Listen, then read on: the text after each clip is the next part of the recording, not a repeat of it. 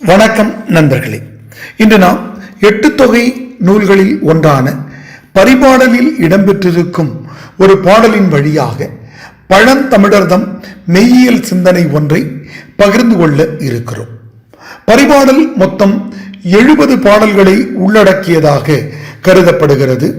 திருமாலை குறித்து 8 பாடல்கள், செவ்வேளை குறித்து 31 பாடல்கள், காளியை குறித்து 1 பாடல், வையையை குறித்து 26 பாடல்கள், மதுரையை குறித்து 4 பாடல்கள் என 70 பாடல்கள் பரிபாடல் நூலில் எழுதி தொகுக்கப்பட்டிருக்க வேண்டும். ஆனால் அவற்றுள் இன்று 22 பாடல்களே கிடைக்கின்றன. திருமாலுக்குரியவையாக 6 பாடல்களும், முருகனுக்குரியவையாக 8 பாடல்களும், வையை பற்றியதாக 8 பாடல்களுமாக 22 பாடல்கள் மட்டுமே கிடைக்கின்றன. கடுவன் இளவெயினார் செவ்வேளிடத்திலே வேண்டுவதாக ஒரு பாடல் அமைந்திருக்கிறது. யாம் இறப்பவை பொருளும் பொன்னும் போகமும் அல்ல, நின்பால் அருளும் அன்பும் அரணும் மூன்றும் உருவினர் கடம்பின் ஒளி தாராயோ என்பது அப்பாடல்.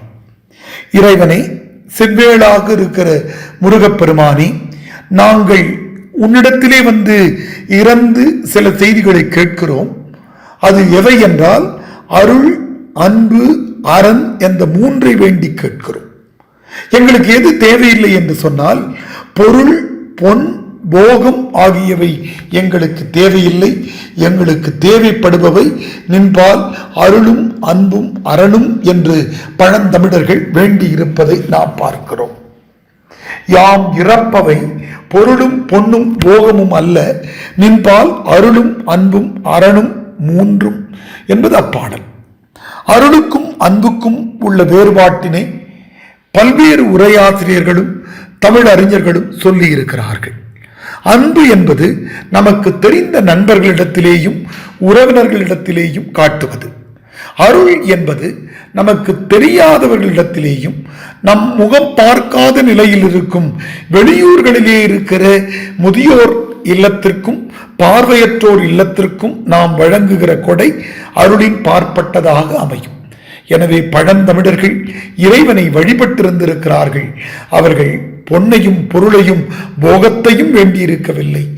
அன்பையும் அருளையும் அரணையும் என்ற 3ஐயும் தங்கள் வாழ்வில் பின்பற்றுவதற்கான நிலையை இறைவன் வழங்க வேண்டும் என்று வேண்டியிருந்திருக்கிறார்கள் என்ற பழந்தமிழரின் மெய்யியல் கோட்பாட்டை நெஞ்சில் நிறுத்துவோம்.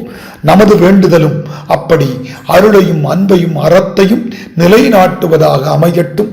நன்றி, வணக்கம்.